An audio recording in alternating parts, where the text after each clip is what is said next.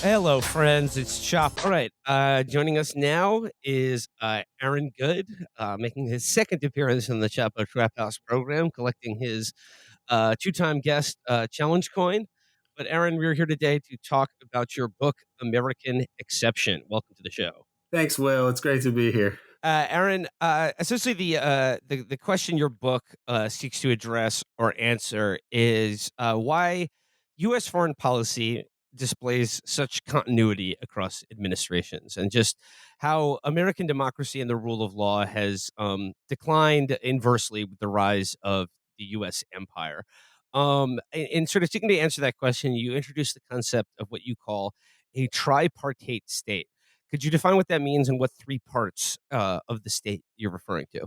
Well, the idea of the reasons for looking at the continuity of government were the continuity of policy, let's say, across administrations really was hammered home to me after Obama was elected with a slogan of change you can believe in. And I worked on his campaign staff, and I thought that, even if he wasn't going to bring about some radical revolutionary change, that there would be some change. I wouldn't have guessed it would have been continuity, continuity you can believe in. That was the case. And this really was a bit shocking to me because about the time I graduate college is the Bush years. The Bush years are, right about at this time. And so it was 8 years of really criminal leadership. So it's not just the continuity of policy, but the fact that the U.S. Government commits things that are crimes all the time, as a matter of course. Like the Iraq War was a clear violation of the UN Charter. It's blatantly illegal, as was the torture and the massive surveillance, and even the way that Bush got into office in Florida. And so the expectation was, or the hope was, that a new administration would apply the rule of law, and that alone would lead to some changes in American politics. When that didn't happen, it made me go back and look at all of these things. And I eventually start to read more radical scholars who look at issues like the Kennedy assassination and the U.S. involvement in the drug trade and U.S. connections, the connections between the security state and organized crime. And it leads me to other authors who look at the state as not being this democratic liberal state, but as operating in more of a top-down fashion and in a more of a lawless fashion. And so it made me look at a small but very punchy literature of people who looked at what they would call the dual state, which was the security state and the public state, more or less. And with that, I've made a bit of a modification to that, or an alteration to that, which was to say that it was really more of a tripartite kind of concept that we want to think of with the regime that we live under. You have the security state, you have the FBI, and you have the CIA and the Pentagon and so on, and you have the democratic state of public officials who are elected, right? But so many decisive moments seem to be to work out in favor of something deeper, something that represents a sort of top-down power in society, and that it is even more secretive than just the security state. And it's this concept of like deep political power, power that is usually repressed, things that are related to politics that are repressed rather than acknowledged in public discussions. And this borrows from Peter Dale Scott, who I'd say is probably my biggest influence. And he's been working on this stuff since the early 1970s. And this is just a way to try to understand the way that the US functions as a dictatorship, as an imperialist power, and as kind of a dictatorship top down with a democratic facade. And so I found this tripartite state structure, this theoretical construct, to be a way to put this into social science terms so that we're not just having these sort of sterile, sanitized conversations about history, and a history that's often a kind of counterfeit history of major events, especially since the end of World War II. So this is what I was trying to do, and that was the inspiration for it. Yeah, when you present an argument that essentially that there is this continuity of governance in America that remains in power and pursues its own goals regardless of who is elected at any level, I think people rebel at that, and they'll point to certain things like, oh well, George W. Bush, he started the war in Iraq, and Obama like ended the war in Iraq. So like, how can you say there's no difference? But I think that's an important point you made originally. The fact that George W. Bush and Dick Cheney were not prosecuted for starting the war in Iraq should tell you that like who's really in charge, right? Because it's just like if everyone understands that the war in Iraq, as is now, like you can admit on CNN or the New York Times that the war in Iraq was a mistake, right? I mean, that's about as far as they'll go. But the implications of that are never followed up on. Like the people who made that mistake are never held responsible. Whereas if you were driving a tractor trailer like cranked out of your mind on speed and caused the 10-car pileup that killed 15 people, you would go to jail. Even though, hey, it was a mistake, I was just doing my job. You're still criminally responsible for that. Whereas like the criminality of like the crimes committed in service of this, whatever you want to call it, deep state, or just, like the power politics, the national security state, people who do crimes in service of that are never held to account. And, so like the continuity is not so much in the changing of leaders, but it's in the like just basically blanket protection for the people who carry out this agenda. And this is something that overrides what should be the incentives of a two-party democracy. At least you would think that if one party commits blatant crimes, then, like, commonsensically, it would be to the other party's advantage to prosecute and adjudicate these crimes, because then they could say, hey, we're not criminals, and the other side is, right? I mean, this is pretty obvious, and yet it never happens. And so this needs to be examined as to why this is the case. And it's to clarify here, we're not talking about just international law with the UN Charter and other laws that are considered to be part of that whole superstructure of international law, which has no ruling authority to really control it very well. But it's like, understood what international law is and that the US violates it. That's kind of commonly understood. But the important thing to keep in mind with the Iraq War and other acts of the US empire is that these violate the supremacy clause of the Constitution, because we've ratified the UN treaty. The UN treaty has been signed by the US, ratified by the US, and it outlaws international aggression. So these are not they're violating domestic laws routinely when they overthrow governments, when they wage dirty wars, when they wage overt invasions like the Iraq War. These are actual crimes according to the U.S. Constitution, and they don't get prosecuted. And so this has to be taken into account, or at least acknowledged. Why are these people above the law, and what can we extrapolate from that? In thinking about like this tripartite state, like the public state, which represents our sort of like front facing democratic institutions, the security state, and then like the deep state. Like, is it that like one has supremacy over the others, like it's a hierarchy, or does it function more like it co-equal branches serving the same agenda? Like, is it so much the issue of like one branch of this being having supreme control over the others, or is it like that they all balance and sort of equalize each other's interests and working in concert? Well, the way I describe it in the book and in an article that I got published in academic journal back in 2015 is that it's best conceived of as like a Venn diagram. And so the deep political power, which you could call it the deep political system, that's what Peter Dale Scott called it before, in earlier parts of American history, where you would have governance and enforcement carried out through legitimate and then illegitimate means, through legal and illegal extra constitutional ways. You had power that was like not so much acknowledged and could be effectual, but it was something that coexisted with the democratic state. I believe that after World War II, when the decision was made that the US was going to go for a global empire after World War II, and this was a decision reached by economic elites who were somehow charged with planning America's entry into World War II. The Council on Foreign Relations paid for all of this, the Rockefeller Foundation, and the Council on Foreign Relations carried it out. But the Council on Foreign Relations is like Rockefeller money. They did this War and Peace Studies project to plan U.S. entry into World War II. And the vice president of the time of the CFR was Allen Dulles. And in some ways, he's kind of like the real face of the U.S. empire, and the way that it was constructed. And he was a corporate lawyer, but also a spook, an oil intelligence guy, a corporate lawyer, and later the ultimate intelligence officer in the United States. And during this time period, in order to pursue this global empire, they create institutions like the IMF to help manage capitalism in the World Bank and the UN to help to resolve international disputes. But there's also the CIA is created.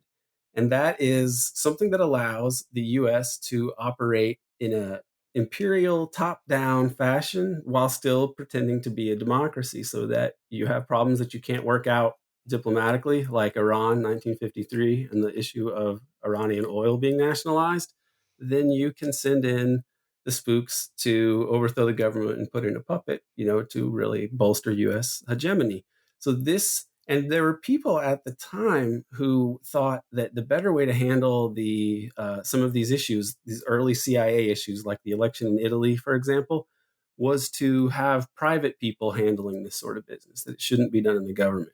But other people like Alan Dulles won out, and it becomes the purview of the CIA to carry out these sorts of operations.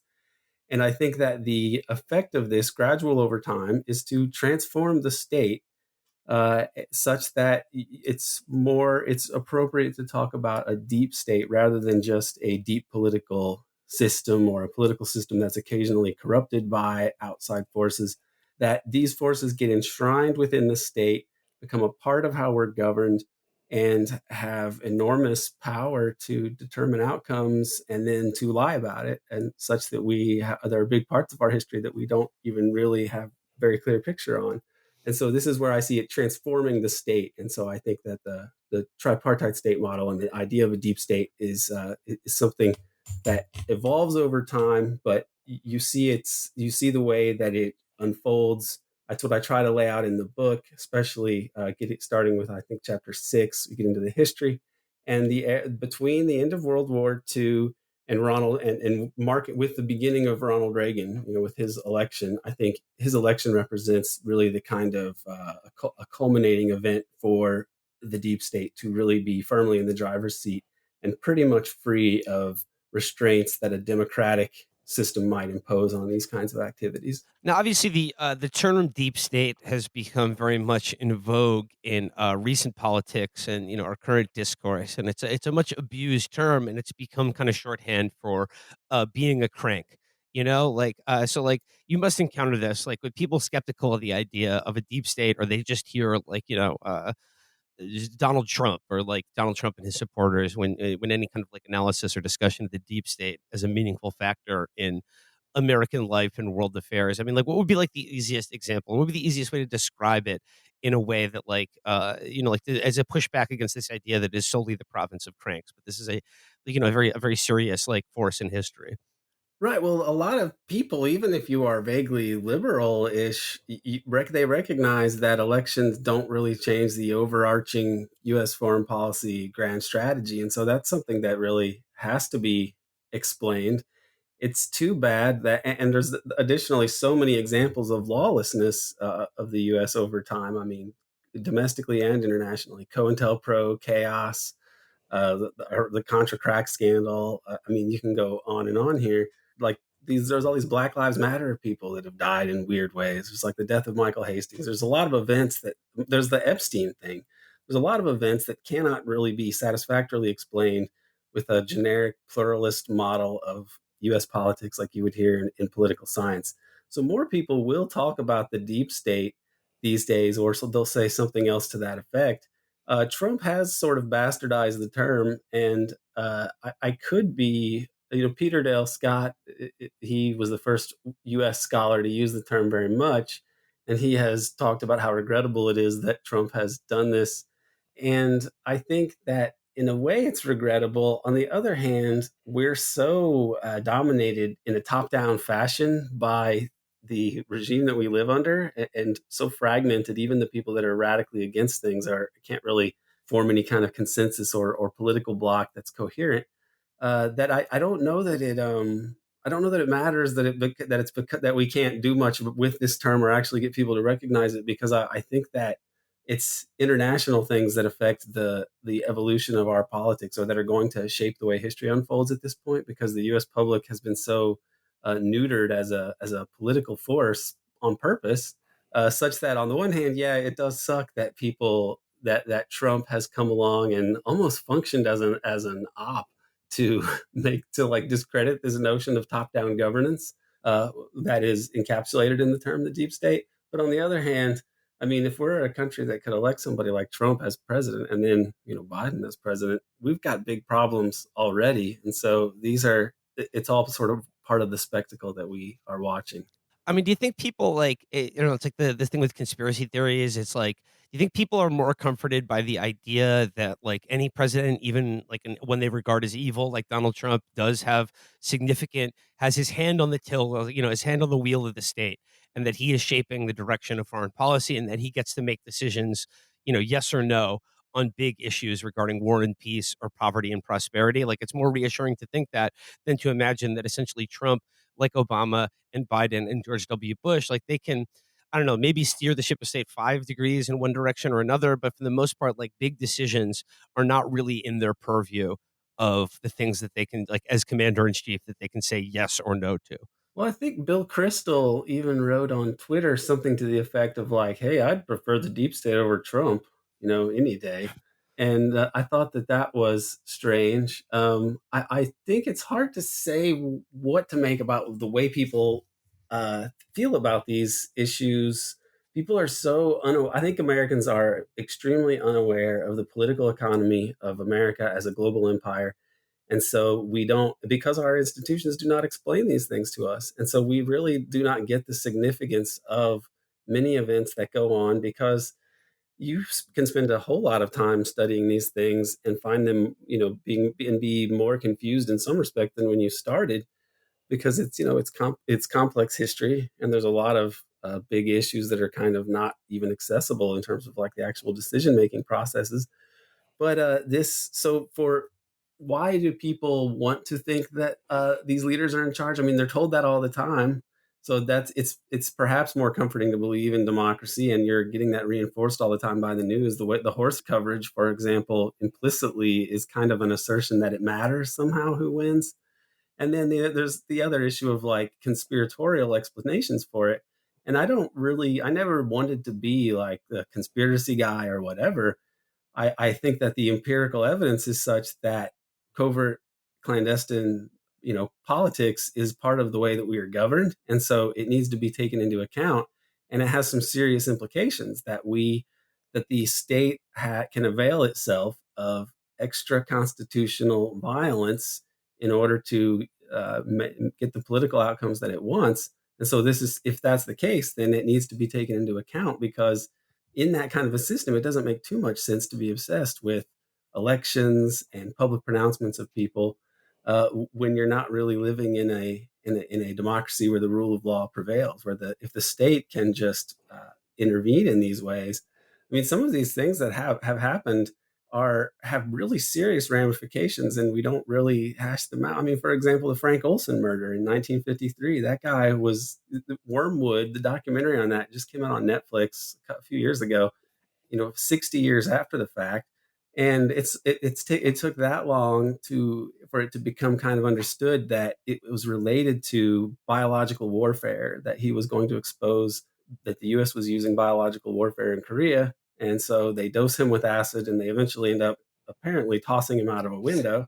And the guy that comes to settle the dust there with the like authorities, the local police and the guy running the hotel, the person that was sent on behalf of the CIA was James McCord, the Watergate burglar, and the guy who also was involved in domestic operations to discredit the Fair Play for Cuba committee back in the '60s under the Kennedy administration. So you I get mean, these yeah, weird Aaron, when things you that look into pop this, up. yeah, the rhyming, it's just like you describe the tripartite state as kind of a Venn diagram, but like like reading your work and stuff, like with McCord or like these individuals have a lot of overlapping sections of the circles that they operate in. It just they keep coming up over and over again. Right. Some of these guys are amazing. And it's not to say that like, aha, I know who's running it. It's James McCord. He was just more a cog in this whole thing. But the fact that there's this class of people that are out there doing these things, it points to a secretive arrangement within our system of governance.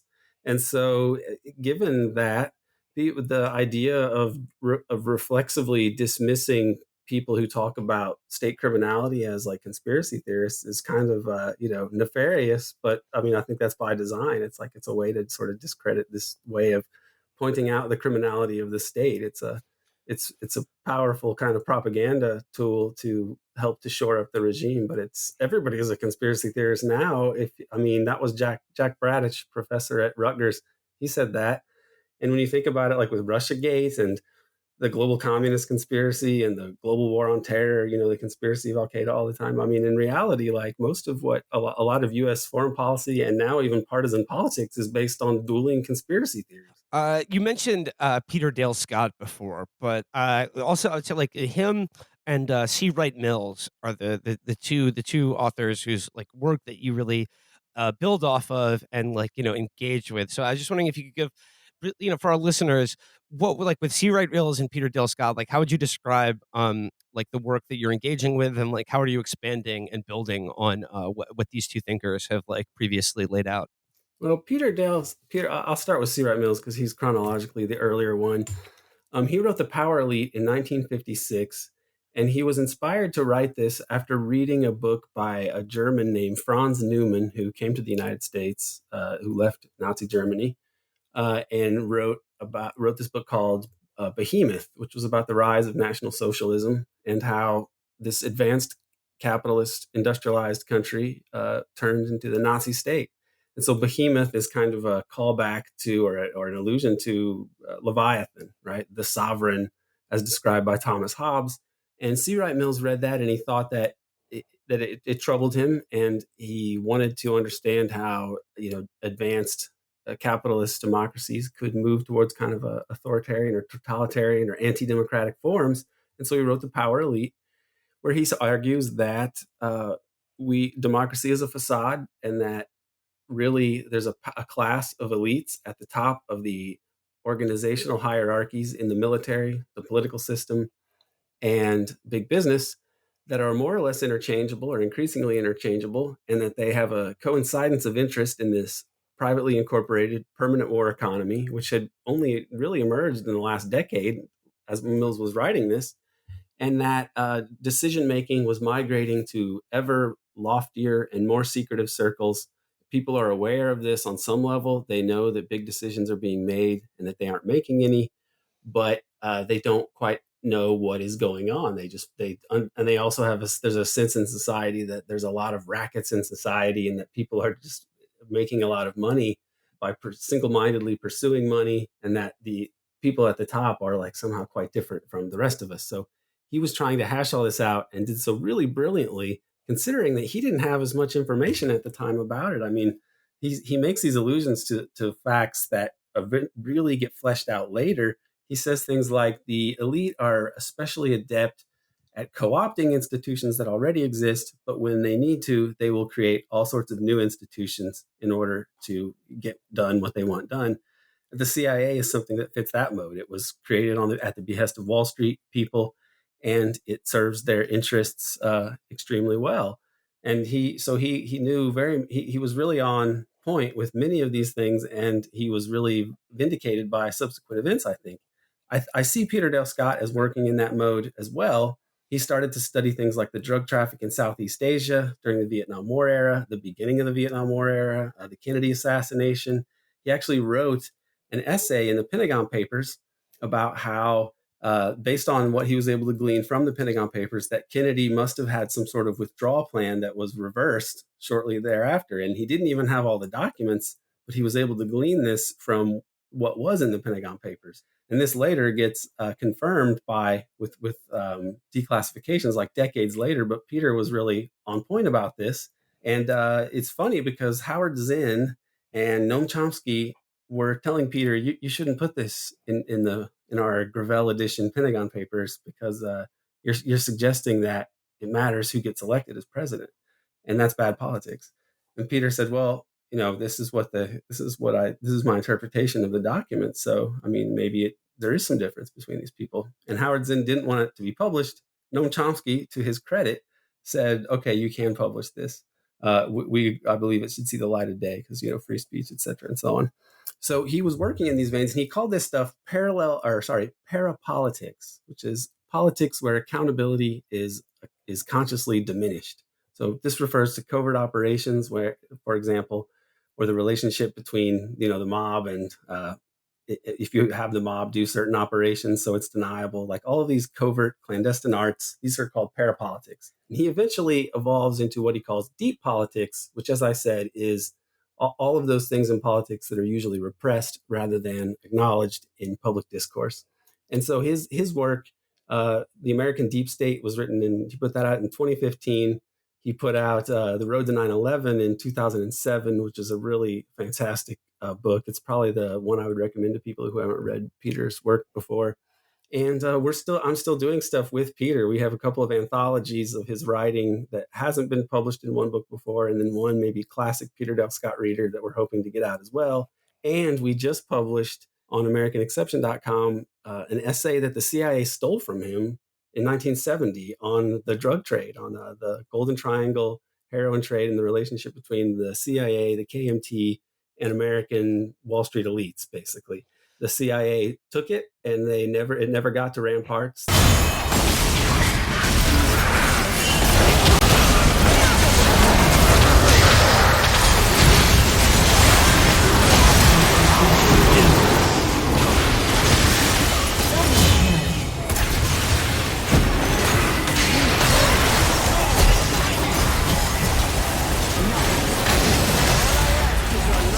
Dear friends, please stop that.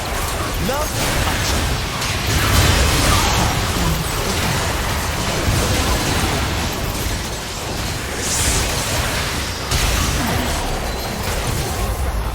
You have slain an enemy.